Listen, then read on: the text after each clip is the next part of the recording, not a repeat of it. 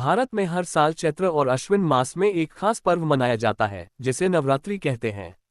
ये पर्व 9 रात और 10 दिन चलता है, जिसमें देवी दुर्गा के 9 रूपों की पूजा होती है। नवरात्रि का पहला दिन, जिसे प्रतिपदा कहते हैं, माता के रूप शैलपुत्री को समर्पित होता है। शैलपुत्री का अर्थ है पर्वत की पुत्री। उन्हें भगवान शिव की पत्नी और हिमालय पर्वत की पुत्री के रूप में पूजा जाता है। इस दिन की पूजा करने से जीवन में शक्ति, सुख और समृद्धि आती है।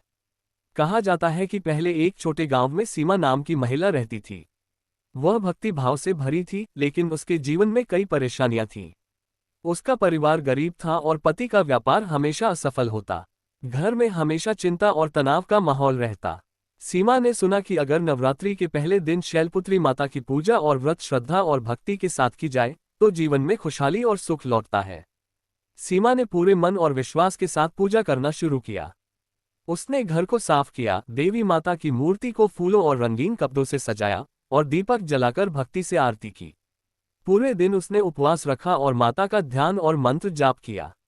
वह देवी से अपने परिवार की सुख शांति और पति के व्यापार में सफलता की कामना कर रही थी। पूजा के दौरान सीमा ने देखा कि माता शैलपुत्री की मूर्ति पर अजीब रोशनी और चमक फैल रही थी। ये देखकर उसे महसूस हुआ कि माता की कृपा उसके ऊपर बनी हुई है। अगले कुछ दिनों में चमत्कार शुरू हुआ। पति का व्यापार धीरे धीरे चलने लगा, घर में शांति और प्यार लौट आया। परिवार में तनाव कम हुआ और खुशहाली बढ़ गई। गांव वाले ये देखकर आश्चर्यचकित रह गए और उन्होंने भी माता की भक्ति और पूजा को अपनाया। नवरात्रि के पहले दिन शैलपुत्री माता की पूजा के अनुष्ठान में कलश, बेलपत्र, हल्दी, कुमकुम और दीपक का विशेष महत्व होता है। भक्त श्रद्धा भाव से मंत्र पढ़ते हैं, जैसे ओम देवी शैलपुत्र्य नमः।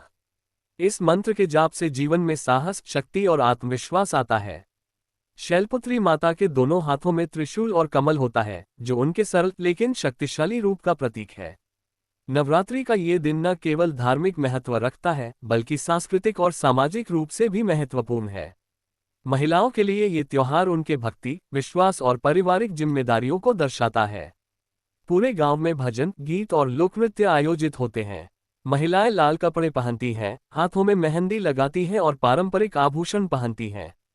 त्योहार के अंत में गणगौर आइडल्स या देवी की मूर्तियों को झांकी या प्रोसेशन में पानी में विसर्जित किया जाता है। इसे देवी माता को समर्पित करना कहा जाता है और इसके द्वारा जीवन में सुख, शांति, समृद्धि और आशीर्वाद की कामना की जाती है। विसर्जन के समय भक्त गीत गाते हैं, ढोलक बजाते हैं और नृत्य करते हैं।